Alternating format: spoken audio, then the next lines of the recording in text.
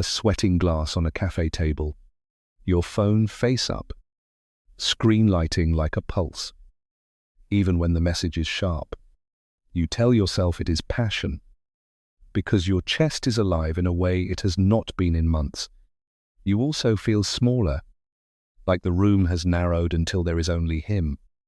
The chemistry is not just attraction, it is urgency. It makes ordinary things feel meaningless, and it makes conflict feel like proof that something important is happening. You start forgiving what you would never advise your best friend to accept, because the reunion hits like relief. I hate that I do this. Carl Jung would say we do not always pick a partner. Sometimes we pick a mirror for the parts of us we have pushed away.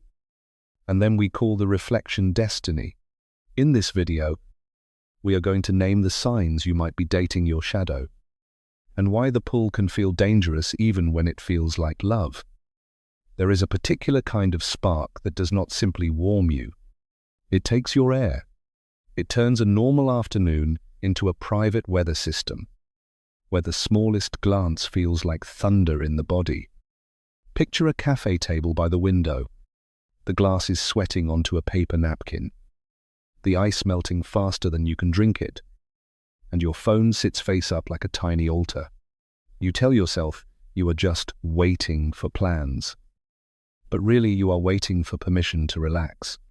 One message from him and your shoulders drop. No message and your mind begins to pace. You start noticing how your attention behaves. It does not move in a wide, curious way. It locks. Your eyes keep drifting to the door, to the reflection in the dark screen, to the little dot that tells you he is typing.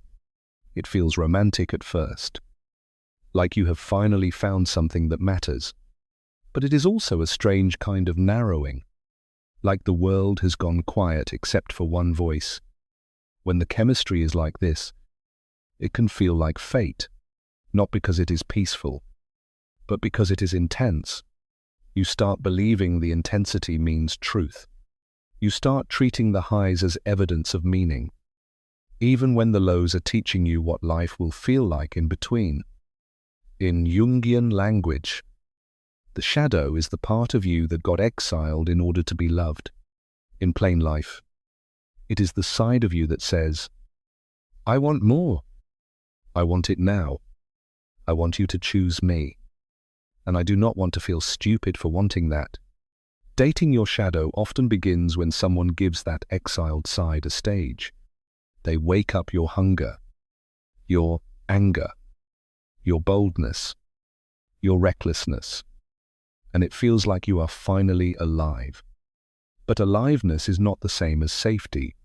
A flame can be beautiful and still burn the house down. The question is not, do I feel a spark? The question is, what does this spark make me do on an ordinary Tuesday? Because that is where the truth lives. In the small behaviors, in whether you can focus at work, in whether you feel free to call a friend, in whether you are still yourself when he is not looking at you. Chemistry is a sensation. A relationship is a life.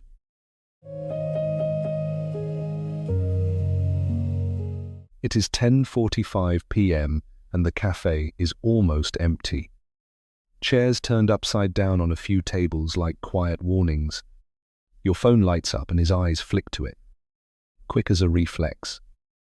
Then back to your face with something controlled in his expression. He asks, "Who is that?" in a tone that is trying to sound casual, but the air goes tight anyway. In that moment, fear inside you reaches for a story that will protect you. You tell yourself, he is jealous because he cares, because that story lets you call the pressure devotion instead of pressure. Your mouth says, it is nothing, and you offer your screen like a peace treaty, even though you did not do anything wrong. Here is what tends to happen next. The more you prove you are safe, the more the relationship trains you to keep proving it, until your life starts shrinking around the next reassurance. I almost text. I do not. If you look closely, the body gives you a different kind of information than the fantasy does. Not a mystical sign, just a plain reaction. Your stomach knots. Your breathing goes shallow. Your voice gets smaller as you explain yourself. The reframe is gentle but firm. His suspicion is not evidence of your value. It is evidence of what this connection will demand from you. The restaurant is small enough that you can hear other people's forks. Small enough that every laugh feels like it belongs to you too. Candlelight makes everyone look softer, like the world is trying to be kind. You lean in and say something real. The kind of sentence you do not waste on strangers. You tell him you feel safe when he is gentle. You tell him you like the way he listens when he actually listens. He smiles, looks down at his napkin, and says something charming that changes the subject, as if tenderness is a language he only speaks in jokes. You laugh because you do not want to make it heavy. You nod because you have learned that if you keep your warmth small, he stays. Then the loneliness arrives anyway, right there between the candle and the water glass, because you can feel how quickly intimacy becomes something he has to escape. This is one of the most confusing shapes of connection. Someone can be attentive and still refuse closeness. Someone can sit right across from you and still make you feel like you are talking to a door that almost opens. And here is the part that makes the chemistry feel dangerous. The moment he pulls away, your mind starts working harder. You become more interesting, more patient, more precise. Like if you say the perfect thing, you will finally reach him. But the reaching becomes the relationship, not shared life, not shared repair. Just you leaning forward and him leaning back, and the candle burning down quietly while you call it romance. You do not have to accuse him of being a villain to tell the truth. The truth can be simple when you offer sincerity. He deflects. When you ask for presence, he performs. When you ask for closeness, you get a smile that disappears as soon as you try to touch it. Notice what that does to you. Not in theory, in the body, in the week, in the way you start rehearsing your words before you speak.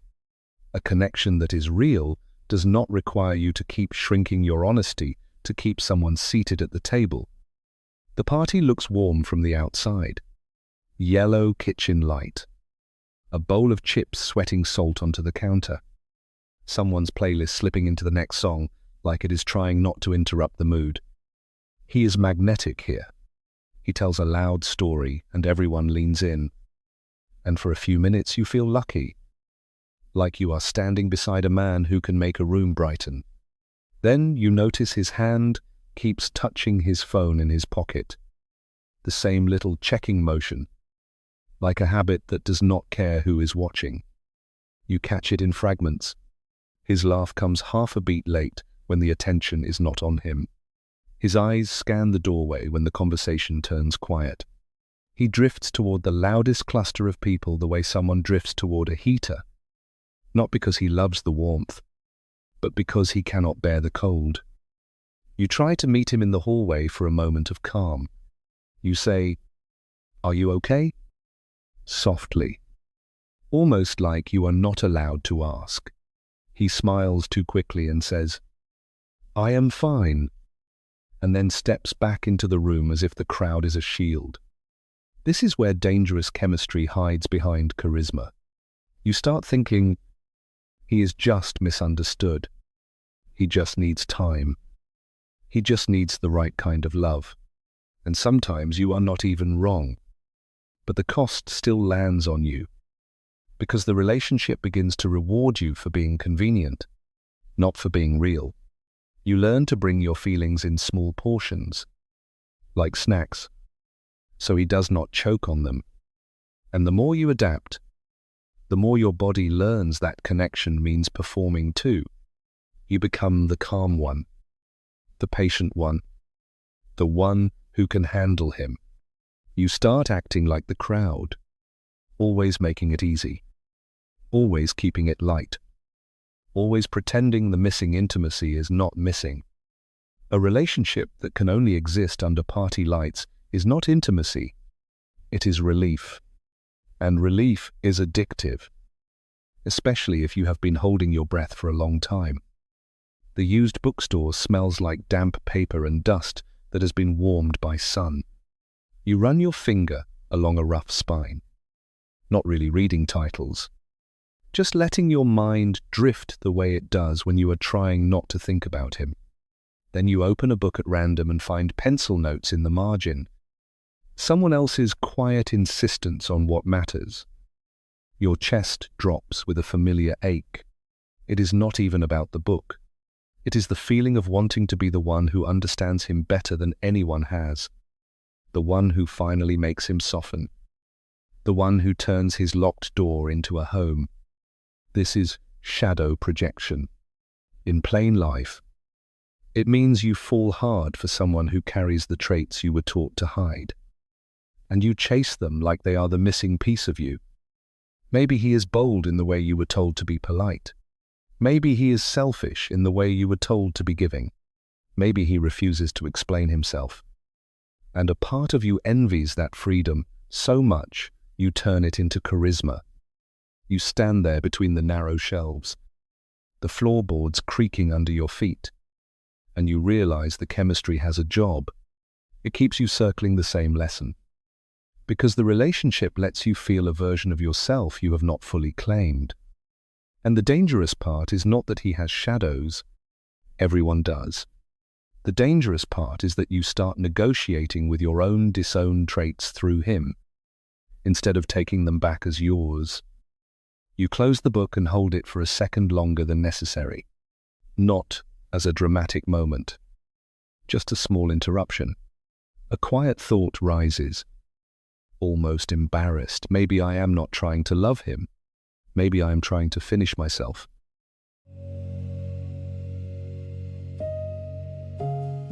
The next morning is painfully ordinary. A sink with yesterday's mug, lipstick faded on the rim, a dish towel that smells faintly like detergent and something sour. The part of you that loves drama hates this kind of quiet, because quiet does not promise anything. You rinse the mug slowly. Water hits ceramic with a soft, hollow sound, and you notice what your mind tries to do. How it reaches for the highlight reel, the late-night confession, the intense kiss after an argument, the look in his eyes that felt like a vow. Then you notice what the reel edits out. The stomach drop when he questioned you, the way you stopped saying certain things because they made him withdraw, the way your week began to revolve around whether he was warm or cold. Internal completion starts small, not as a grand declaration, but as a decision to reclaim the traits you keep chasing in him. If you want boldness, you practice saying what you mean in one clear sentence, even when your voice shakes. If you want freedom, you stop asking permission to live your day. There is a moment when your thumb hovers over his name. The old reflex wants to pull the thread, to see if he will respond, to make the uncertainty move. I hate that I do this. So you give yourself a different ritual. You put the phone face down. You step outside for 2 minutes and feel cold air on your cheeks. You do not perform strength. You just let the urge rise and pass like a wave that does not get to steer the boat. Because the truth is, intensity is easy to confuse with meaning when you are hungry. The steadier question is not, how do I keep him? The steadier question is, what part of me am I refusing to become unless he invites it first? Later, you are in his bathroom, and the mirror is fogged from the shower. The light is too bright, the kind that shows everything you have been trying not to see. A towel hangs crooked on the rack like it gave up halfway. He steps up to the mirror and wipes one clear streak with his hand, just enough to see a sliver of his face. Then he stops. He does not lean in. He does not meet his own eyes. It is a small gesture, almost nothing. and it tells the truth anyway. I do not know who I am when I am not performing, he says. Not dramatically, just tired. The sentence lands in you like weight. And this is where your pattern usually kicks in. You want to reassure him. You want to become the warm voice that makes his confusion disappear. You want to be the woman who heals a man into clarity. But you stand there and feel the floor under your feet. You look at the single clean streak on the mirror, the rest still foggy. And you let yourself understand something simple. His self-avoidance is not yours to fix. This is what a boundary can look like without a speech. It is you not volunteering for the role you always take. It is you staying quiet long enough to see whether he can take responsibility for his own inner weather. The test is not whether he has depth. The test is whether he can stay present with depth, whether he can hold a hard feeling without making you carry it, whether he can be close without turning closeness into something you have to earn. Come back to that cafe table in your mind, the sweating glass, the napkin sticking to the wood, the tiny flash of your phone lighting your face like a confession. Imagine, for the first time, turning the phone face down, not to punish anyone, but to return your attention to your own life. You do not have to call him toxic to tell the truth. You can simply name what the chemistry keeps costing you sleep. Steadiness, friendships, the ability to think about something else without effort. You can admit that the pull feels sacred and still see that it has been training you to accept confusion as a baseline. I notice how many women can describe the spark in perfect detail, but struggle to describe what actually happens on an ordinary Tuesday. A pattern I keep seeing is how the mind edits out the small moments that mattered and replays the dramatic ones like proof. Here's what tends to happen. The relationship becomes a mirror, and we start negotiating with our own reflection instead of asking for real behavior. Here is your clean standard, simple enough to live by. Chemistry is welcome, but it does not get to override respect, consistency, and emotional honesty in the small moments. If you keep having to audition for peace, that is not love asking you to grow. That is a pattern asking you to disappear. So take the part of you that you kept looking for in him and begin giving it a home in you. The boldness that says no, the honesty that does not sweeten itself to be tolerated, the steadiness that can walk away from a room even when the room is beautiful. And if you do decide to leave, let it be for a life that expands. Let it be because you want mornings that feel like yours, and conversations that do not make you rehearse your right to be there. Let it be because you are done confusing intensity with intimacy. When you're ready, there's another story here.